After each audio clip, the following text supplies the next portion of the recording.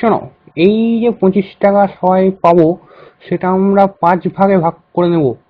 তাতে হবে কি, তুমি আমি এ ও সবাই 5 জনে 5 টাকা করে পাবো, বুঝলে? না না, তুমি নিজেকেই ঠকাচ্ছ। যদি 25 টাকাকে আমরা 5 ভাগে ভাগ করি, তাহলে আমি এ ও সবাই 14 টাকা করে পাবো। তো তুমি তো একদম গর্ধব দেখছি। আসো, এইখানে আসো, তোমাকে বোর্ডে কষে দেখাচ্ছি। দেখো, এই হলো 25, 25কে ভাগ করলাম 5 দিয়ে, হলো 5। 5 2 যায় না, তাহলে 5 যাবে 25-এ। 5 5 25।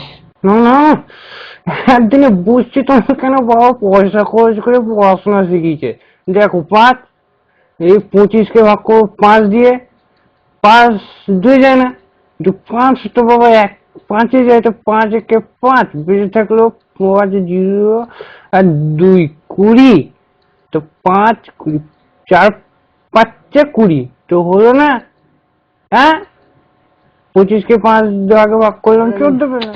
কি যে বলো না, দাও তোমাকে আরেক ভালো করে বুঝাচ্ছি। দেখো, এই হলো 5, 5 5 5 25, বুঝলে?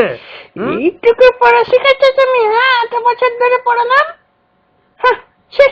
14কে 5 দিয়ে গুণ করলাম, 4 5 20, 5 1 5, 20 5 25। এই নাম তোমার না মা, বাপরে বাপ।